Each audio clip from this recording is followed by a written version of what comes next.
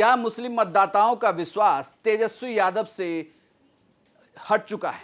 क्या मुस्लिम मतदाता तेजस्वी यादव के साथ नहीं है, या यूं कहें कि सीमांचल का जो हिस्सा कभी नीतीश कुमार और तेजस्वी यादव के साथ था, वहां का वोट जब बंटता था तो उसमें दोनों नेताओं की अपनी अपनी भागीदारी होती थी, लेकिन अब ऐसा लग रहा है कि दो की लड़ाई में तीसरे को फायदा हो रहा है। नमस्कार, प्रणाम, बिहार तक देख रहे हैं आप। मैं हूं आपके साथ इंद्र मोहन।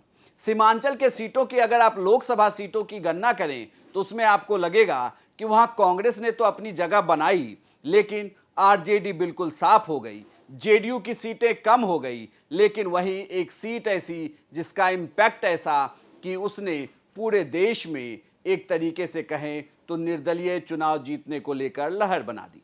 पप्पू यादव पूर्णिया से लोकसभा सीट का चुनाव जीत गए, लेकिन उसके बाद जब इसी लोकसभा सीट के अंतर्गत आने वाली रुपौली की सीट पर उपचुनाव हुआ तो इस उपचुनाव में जेडीयू ने भी अपना उम्मीदवार उतारा, आरजेडी ने भी उम्मीदवार उतारा, लेकिन जीत यहां पर निर्दलीय उम्मीदवार शंकर सिंह की हुई। शंकर सिंह चुनाव जीते, वो भी भारी मतों से।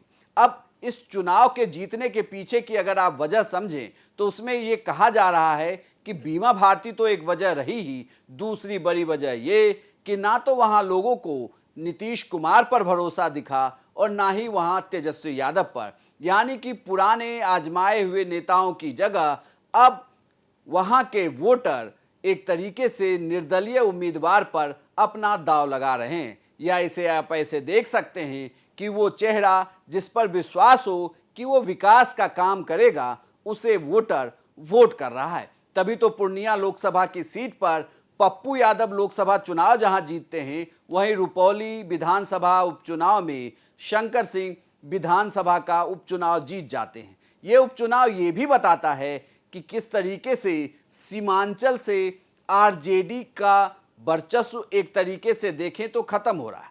हालांकि इंडिया गठबंधन वहां पर 2 सीटों पर जीती हुई है, लेकिन वो दोनों सीट कांग्रेस के खाते में है। जेडीयू के पास भी वहां सीटें हैं, लेकिन बड़ी बात ये कि प्रभाव आरजेडी का कम हो रहा है। यानी कुल मिलाकर देखा जाए तो जिन वोटरों के भरोसे आरजेडी वहां पर चुनाव जीतना चाहती थी, वो वोटर उनसे दूर हो रहे हैं, चाहे वो यादव वोटर हो या फिर मुस्लिम वोटर हो। यानी कि लालू यादव तेजस्वी यादव का MY समीकरण अब फेल हो रहा है। ऐसे में क्या ये माना जाए कि वोटरों का विश्वास उन चेहरों पर ज्यादा बढ़ा है जिनसे विकास के काम को उन्हें लगता है कि वो आगे बढ़ा सकते हैं, ना कि वो नेता जो पटना में बैठकर क्षेत्र की बात करें।